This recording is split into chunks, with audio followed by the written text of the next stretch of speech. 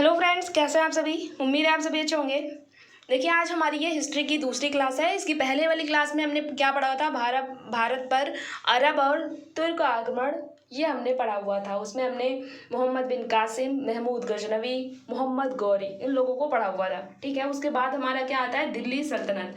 तो हम इसमें पढ़ेंगे दिल्ली सल्तनत। ठीक है, दिल्ली सल्तनत हमने आपको बताया हुआ था, आप कैसे याद करो। ये 1206 से 1526 तक चला था। ठीक है, इसके बाद आपका क्या आएगा, इसके बाद आपका आएगा दिल्ली सल्तनत के बाद क्या आएगा, मुगल काल आएगा। ठीक है, बाबर का पढ़ेंगे, 1857 पढ़ेंगे, है ना।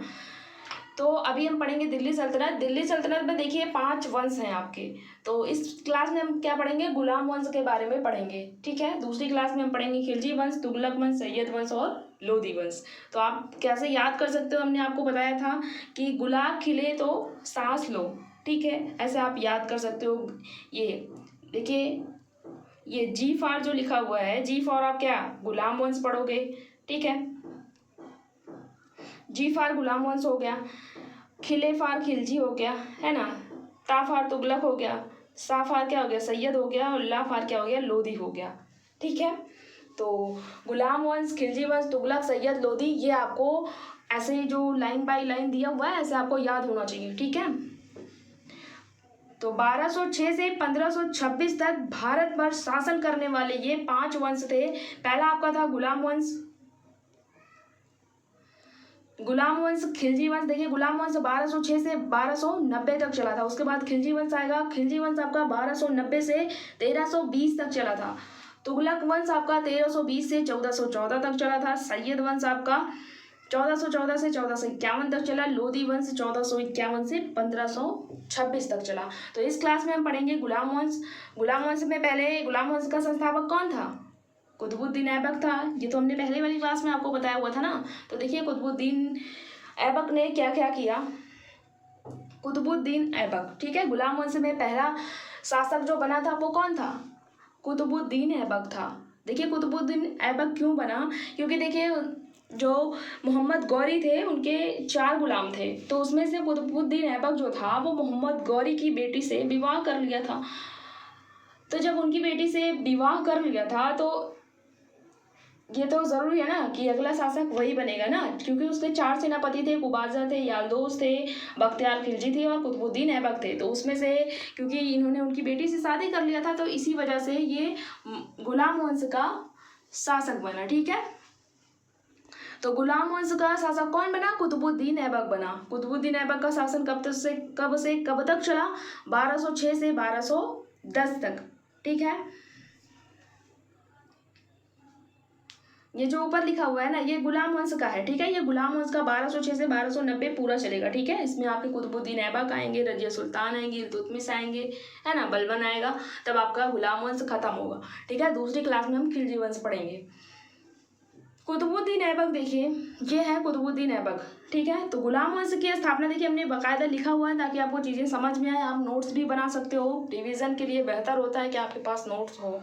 ठीक है, क्योंकि बार बार आप वीडियो देखने तो बैठेंगे नहीं, एक बार अगर नोट्स बना लेंगे तो दोबारा रिवीजन के लिए आपके लिए अच्छा होगा, है ना। तो गुलाम वंश की स्थापना 1206 ईस्वी में कुतुबुद्दीन ऐबक ने की थी। ठीक है, कुतुबुद्दीन ऐबक शासक बनने के बावजूद भी स्वयं को मोहम्मद गौरी का गुलाम ही मानता था। ठीक है, ये ऐसा एक कुतुबुद्दीन ऐबक ऐसे थे कि खुद को ये राजा नहीं मानते थे। ठीक है, ये गुलाम ही मानते थे और मोहम्मद गौरी के गुलाम थे, तो मोहम्मद गौरी का ही गुलाम ये मानते थे।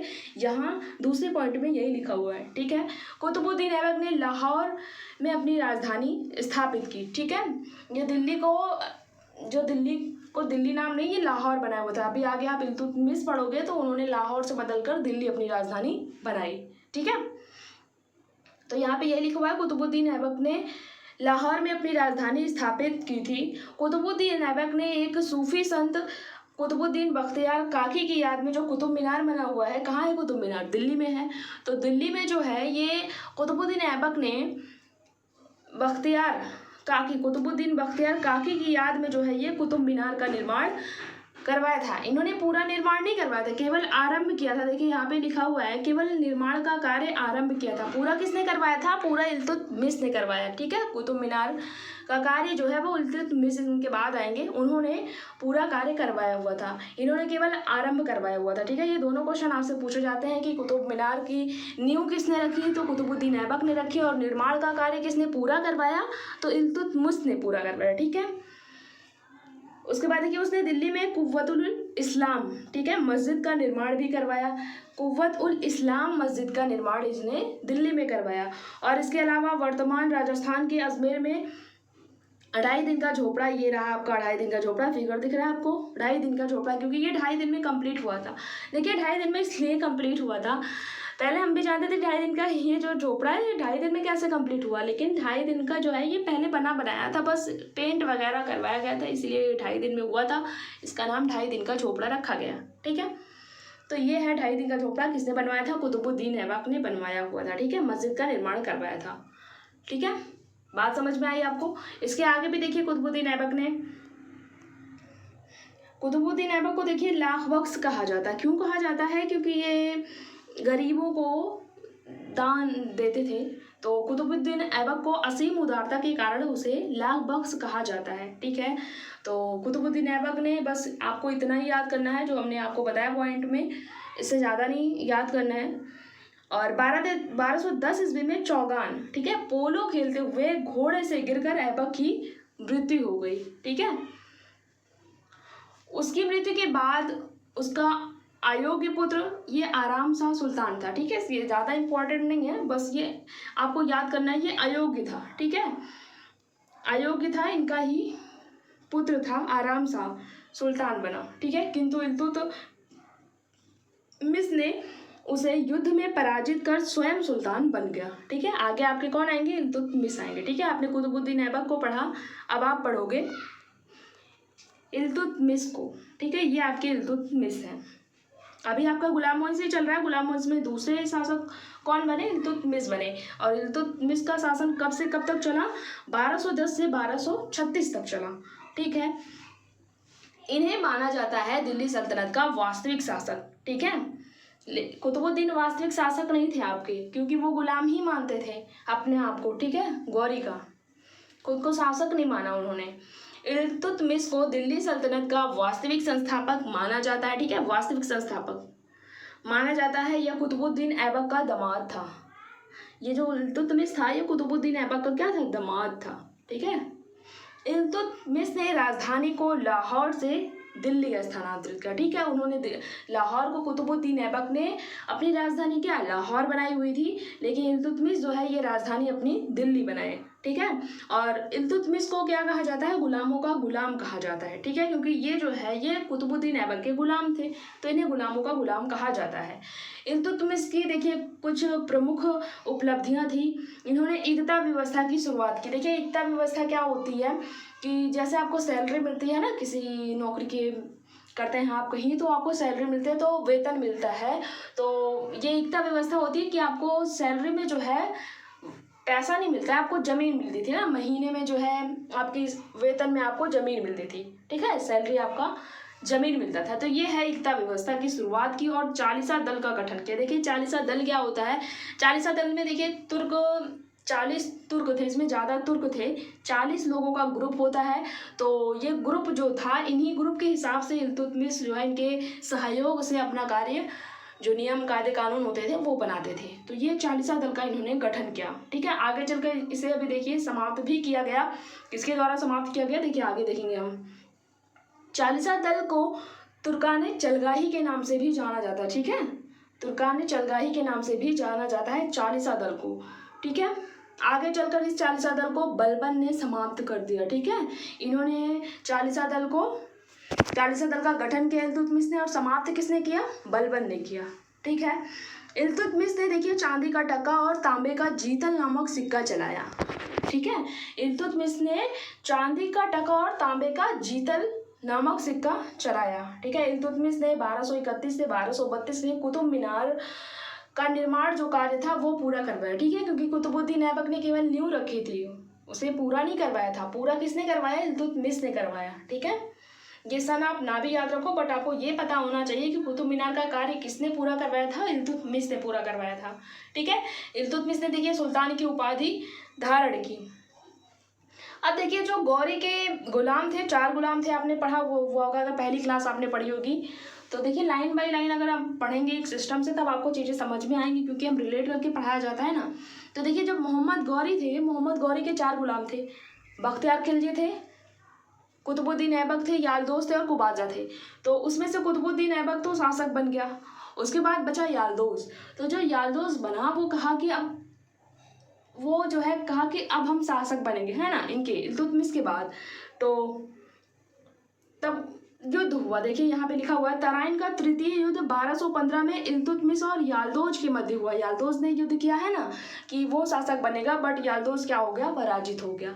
ठीक है, मकबरा अजमेर दरगाह इल्तुतमिश ने चालू किया। देखिए जो ये मकबरा होता है ना, ये मकबरा कब से स्टार्ट हुआ? इल्तुतमिश के कार्यकाल से हुआ, तो इल्तुतमिश ने ही चालू किया। ठीक है, इल्तुतमिश के बाद उनकी बेटी, इन्हीं की बेटी कौन थी? रज़िया सुल्तान थी, ये इनको शासन दिया गया। ठीक है, इल्तुतमिश के बाद कौन आएगा? रज़िया सुल्तान आपकी आएंगी, है ना। ये पहली और अंतिम महिला शासिका थी। ठीक है, ये भी क्वेश्चन आपसे पूछा जाता है। अब हम पढ़ेंगे गुलाम वंश में कौन? रज़िया सुल्तान। अब एक और है बलबन आपके, बस आपका गुलाम वंश खत्म हो जाएगा। उसके बाद हम पढ़ेंगे खिलजी वंश। 5 क्लास में आपका दिल्ली सल्तनत खत्म हो जाएगा। ठीक है, अब देखिए गुलाम वंश। गुलाम वंश में रज़िया सुल्तान पढ़ेंगे। ये कौन थी? इल्तुतमिश की बेटी थी। ठीक है, देखिए रज़िया सुल्तान का कार्यकाल कब से कब तक चला? 1236 से 1240 तक चला। ठीक है, ये है रज़िया सुल्तान। रज़िया सुल्तान दिल्ली सल्तनत की प्रथम और अंतिम महिला सुल्तान थी। ठीक है, ये प्रथम और अंतिम महिला मुस्लिम जो महिला प्रथम और अंतिम महिला शासिका थी।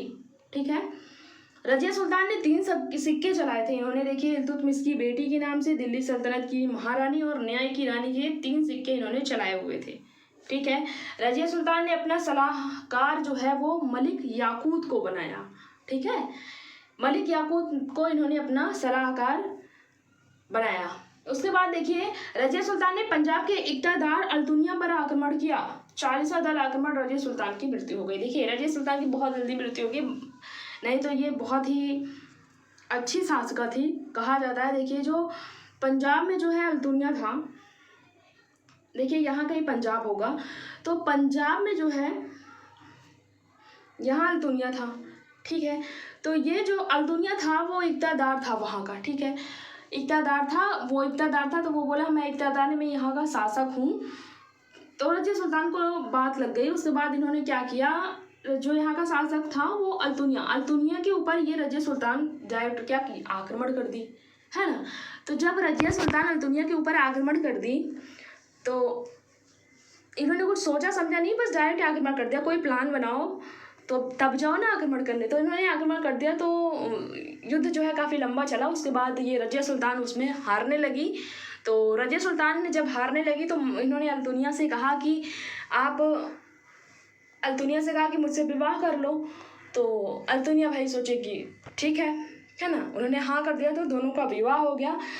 विवाह होने के बाद जब ये आ रहे थे तो रास्ते में 40वां दल ने ये फैला दिया था, जो 40वां दल थे तो उन्होंने फैला दिया ये व्यापारियों का जो है वो ग्रुप जा रहा है। तो उसके बाद डाकुओं ने जो है अल्तुनिया और ये रज़िया सुल्तान इन पर जो है आक्रमण कर दिया। तो रज़िया सुल्तान तो दुल्हन बनी बैठी थी, तो आक्रमण हुआ तो वहीं इनकी डेथ हो गई। ठीक है, डोली ही इनकी जो है वो अर्थी बन गई, तो वहीं इनकी डेथ हो जाती है। अल्तुनिया भी मारे गए।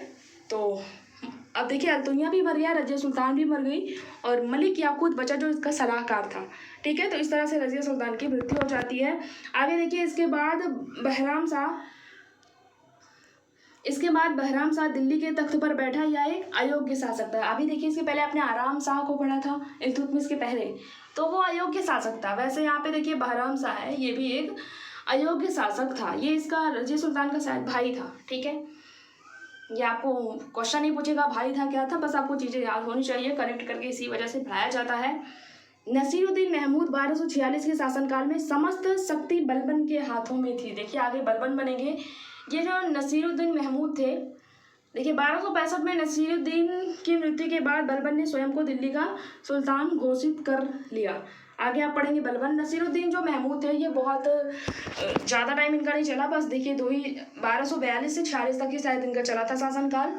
तो ये जो कुछ ज़्यादा इंपॉर्टेंट नहीं है, बस रजिया सुल्तान आपको बलबन कंप्लीटली पता होना चाहिए, ठीक है। अब बलबन के बारे में पढ़ेंगे। ये आखिरी गुलाम है जो योग्य शासक थे। बाकी अंतिम शासक कौन था? कैमूर था, ठीक है। गुलाम वंश, देखिए गुलाम वंश में बलबन को पढ़ेंगे। बलबन का कब से कब तक चला? 1265 से 1285 तक चला, ठीक है। बलबन का कार्यकाल, ये आपके बलबन है। अब देखिए बलबन को उलूग खां कहा जाता है, ठीक है।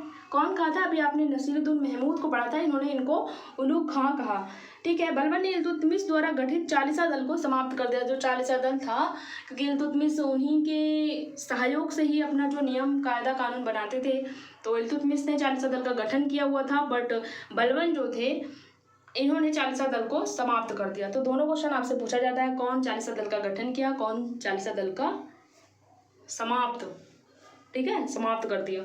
बलबन नसीरुद्दीन महमूद का गुलाम था। बलबन ईरानी था, ठीक है। बलबन जो है ये ईरानी था। बाकी आपने जितना भी आप गुलाम वंश में पढ़े ये सारे तुर्क थे, ठीक है। तो बलबन ईरानी था। बलबन जो है ये नसीरुद्दीन का जो है वो गुलाम था, ठीक है। बलबन के दरबार में फारसी कवि कौन रहते थे? अमीर खुसरो रहते थे, ठीक है। बलबन ने रक्त लौह की नीति प्रारंभ की, ठीक है। इन्होंने देखिए कुछ नीतियाँ प्रारंभ की, रक्त लौह की नीति प्रारंभ की। बलबन ने सजदा एवं पैबोस प्रथा की शुरुआत की। सजदा क्या होता है आपका? जैसे मुस्लिम में होता नहीं है, सजदा करते हैं, लेकिन जो है सजदा जो मुसलमानों में कहा जाता है कि अल्लाह के सिवा किसी के सामने नहीं झुकना चाहिए। तो इसी वजह से देखिए ये लोग कहीं आप लोग नमस्ते करके, हिंदुओं में जो किया जाता है ना, नमस्ते किया जाता है ऐसे झुक करके, ये पैबोस पैर छूते हैं ना, वो सब में अलग अलग धर्म के हिसाब से सब लोग अपने हिसाब से करते हैं ना, कोई पैर छूता है कोई। तो ये सजदा और पैबोस की नीति जो है कौन लागू किया? बलबन ने लागू किया, ठीक है। आपसे ये भी पूछा जाएगा कि सजदा में क्या होता है, पैबोस में क्या होता है, बस आपको ये पता होना चाहिए कि बलबन ने ही जो है वो सजदा और पैबोस की प्रथा की शुरुआत की थी, ठीक है। बलबन ने नौरोज उत्सव को भी प्रारंभ किया। नौरोज उत्सव, ठीक है, इसका भी प्रारंभ किसने किया? बलबन ने किया। गुलाम वंश का अंतिम शासक कौन था? कैमूर था, बट ये अयोग्य शासक था। अंतिम वर्ड जो है शासक अगर आपको ऑप्शन में दिया हुआ है तो आप कैमूर से लगाएंगे। इस प्रकार दिल्ली सल्तनत में गुलाम वंश का क्या हो गया? अंत हो गया, ठीक है। आपने गुलाम वंश में पढ़ा कौन कौन आए आपके। नेक्स्ट हम पढ़ेंगे क्या? खिलजी वंश पढ़ेंगे, ठीक है। दिल्ली सल्तनत में दूसरा किसका?